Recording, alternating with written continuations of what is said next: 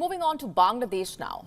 The ongoing clashes between the students and the security forces over a quota bill have left at least 50 people dead and hundreds injured.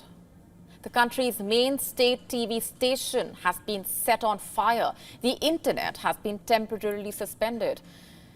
In fact, the telecommunications blackout has cut off Bangladesh from the rest of the world.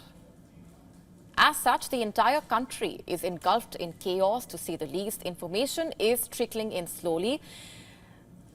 Let's just take a step back and tell you what this unrest is all about. It basically stems from deep-seated anger over a quota system that reserves 56% of the government jobs for certain groups, including 30% for the descendants of the 1971 freedom fighters. People are demanding a complete overhaul of this system, outrightly rejecting Prime Minister Sheikh Hasina, whom they now label a dictator, for her government's brutal crackdown on the protesters, as many are calling it. Earlier this week, Hasina had shut all universities and colleges, the epicenters of the protest, indefinitely. On Wednesday, Hasina gave a speech denouncing the deaths of students killed in the protests and urged the protesters to wait until the final order. However, it has done little to quell the situation. As per reports, the sound of tear gas, gunfire, flash grenades echoed in areas close to the universities in the country's capital, Dhaka, on Friday. Many government buildings, including the Bangladesh Bridge Authority's main headquarters, were torched by angry protesters. Many streets across the national capital appeared deserted, with burnt vehicles lying on the side of the road, a common sight. Besides Dhaka, there have been reports of violence in 47 of Bangladesh's 64 districts in relation to this protest. In central Bangladesh district of Narsingdi, students protested protesters allegedly entered a jail and freed inmates before setting it on fire. The tone of the protesters also has, by the way, gradually become more anti-government, against Hasina and her party, the Awami League. Even amid the crackdown on the phone and internet connectivity, protesters found a way to hack top government websites on Friday, and several official websites in Bangladesh appeared to be hacked, as per reports. Websites like the Prime Minister's office, police, central bank were among those that were reportedly hacked. Allegedly, on the Prime Minister's office website, multiple messages were left by the hackers. One message read, "Stop killing students," and another in red capital letters similar to blood. I'm quoting, "It's not a protest anymore, it's a war now," quote unquote. And later in the page, another message stated that the government has shut down the internet to silence us and hide their actions, quote unquote. The international community is also monitoring the developments very closely. The UN chief Antonio Guterres has urged restraint from all sides. India's Ministry of External Affairs, meanwhile, urged all Indians staying in Bangladesh to avoid travel and stay indoors on Friday. And just to understand the issue better, we need to look at the entire background. Sheikh Hasina has been Bangladesh's prime minister for over 28 years. Her tenure is marked by allegations of high-level corruption and turning Bangladesh into what many call a party state. Her opponents claim she has centralized power to the point of authoritarianism. The police's response to students protesting the quota system only fuels the growing anti-incumbency sentiment against her. Students are openly declaring they would prefer Razakars over what they see as her dictatorship. This term refers to the East Pakistani volunteers who sided with Pakistan during the 1971 War of Independence, committing horrific acts against Bangladeshis. And being called that term is the worst insult in Bangladeshi society. But now, students chant, "We are Razakars," as a taunt against Sheikh Hasina, reflecting the depths of their anger and frustration. The protest's roots lie in a broader social and economic context. In the year 2018, after violent nationwide protests, the government scrapped the quotas for first and second-class jobs.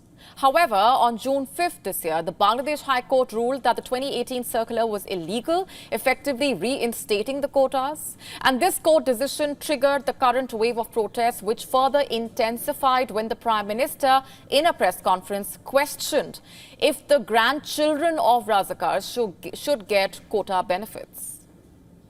This statement provoked fierce backlash, leading to the now ubiquitous chant, "Who are you? Who am I? We are Razakars. Who is branding us? The dictator," quote unquote. Now, it's important to remember that Sheikh Hasina's father, Sheikh Mujibur Rahman, the then Prime Minister of Bangladesh, was the first person to introduce the 30% quota for the descendants of freedom fighters in 1972.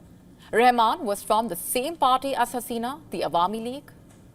As per political experts, a large number of protesters look at the 30% quota for the descendants of 1971 freedom fighters as one that will directly benefit the descendants of Awami League leaders, many of whom had fought in the war, further agitating the protesters. Meanwhile, following the government's appeal, the Bangladesh Supreme Court has suspended the High Court's reinstatement of quotas and set a date for August 7 to hear the government's challenge to the High Court ruling. While Hasina and her government agree with the students on removing the quota, protesters are demanding legal amendment against the quota altogether, citing lack of trust in the government. And with the country standing at this crucial juncture, the quota protests, marked by widespread violence and public outrage, signal growing resistance against Hasina's rule. And to delve deeper into what's going on in Bangladesh right now, with me on the broadcast is former High Commissioner to Bangladesh, Veena Sikri. Thanks very much for being here on the broadcast. I have to begin by asking you for your assessment of what's really playing out in Bangladesh at this point. The unrest, of course, becoming a growing cause of concern. First of all, as you yourself pointed out in your excellent introduction, the country, Bangladesh, has been without quotas for 6 years. So now to go back and blame Sheikh Hasina for something that she herself removed in 2018 when the students had protested, I think that does not really quite gel with the situation. So it seems more and more likely as we are moving ahead that the use of the term Razakars in the press conference by Prime Minister Sheikh Hasina has been misused by the protesters or those who are now egging them on to define themselves as Razakars.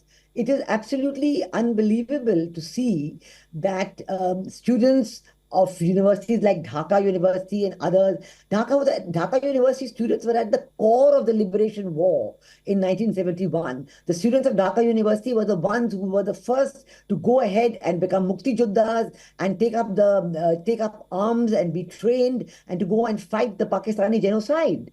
And to think that their descendants are now going to say that we are Razakars, it is really something quite unbelievable. It looks much more as though they are being instigated to be so. And I must draw attention to another point that when the High Court judgment came, as you have yourself said, on the 5th of June, the protests by the students started at that time. Those protests were against the High Court decision, not against Sheikh Hasina. They were worried that the High Court decision would then mean that the reservations would come back and Sheikh Hasina's decision taken in 2018 would be overturned. So their protests were against the High Court. And then as it went on, the government took action against that. But Sheikh Hasina kept telling the students that please wait till the Supreme Court decision on August 7th. And I can assure you that the decision will be something that will please everybody. So she has obviously been working, Prime Minister Sheikh Hasina has been working behind the scenes to make sure that when the Supreme Court gives its verdict on August 7th, it will, the students will be happy and the government will be happy and it will be a consensus decision. But after the Razakar's remark at the press conference, that remark, by the way, was not to call the students Razakars. The students were actually being told that, look, I will, if any concessions had to be given, it will be given to the children of freedom fighters, but not to the Razakars who were against the freedom. So I think the misuse of this quotation, the instigation of widespread riots, most of the killing of students have taken place after that press conference. In fact, about 20 or more students died in the last 2, 3 days. And as we Can I know just that ask you last night, this? Since you yourself yes, pointed out that using this term is of serious concern, and like we also pointed out, it is the greatest insult in Bangladeshi society.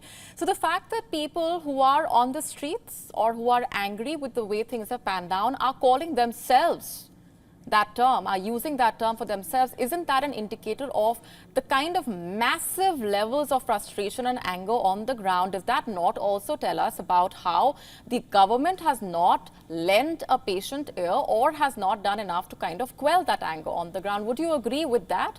Or would you say that the government has done absolutely enough at this point? And with the way things are going, the situation is spiraling out of control, but it's not the government's fault. Would you say that? No. I'm not saying. In a situation like this, everybody has to work much, much harder. There is no doubt that there has to be complete dialogue and a rebuilding of trust between the government and the students. There is absolutely no doubt about that. And I think that Prime Minister Kusina has announced the dialogue. Two of our ministers have been nominated, and the dialogue doesn't seem to have started. But we hope that it will start, and before August the 7th, there will be some solution. What I'm trying to say is that the instigation that has come in, and that is where you have the situation of the escalation of violence, because it is being estimated that who are you pointing towards when you yeah, say instigation? Instigation by whom? Yes, I was just coming to that. That the instigation seems to have been by the political participation. Immediately after that press conference, the violence escalated hugely. The estimation was that Representative Shibir is the students' wing of the Jamaat-e-Islami, had probably entered the protest and were trying to take control of it. As a result of that, the students' wing of the Awami League, the Bangladesh Chhatr League, also entered the protest and were clashing with each other. A lot of the killings have taken place because of that. And of course, the police also were there. But so I'm trying to say that please let us not at this point either wholly condemn Prime Minister Sheikh Hasina or wholly say that the students are entirely right and Sheikh Hasina. So it is a situation which has come up, whether there's been instigation. We do know that the BNP were regretting immensely that they did not participate in the elections earlier this year. And as a result, they're completely cut off from the political centers. As you're saying, it is a situation of growing concern, absolutely. And we will continue to get an assessment and continue to monitor the latest coming in from on the ground. At this point, of course, unfortunately, very limited information is coming in because of the kind of connectivity restrictions and the blackout that the country is going through. At the moment, we're leaving it there for the moment, completely out of time. Thanks very much for being here on the broadcast with us, Ambassador. To stay up to speed with the latest news, download the WION app and subscribe to our YouTube channel.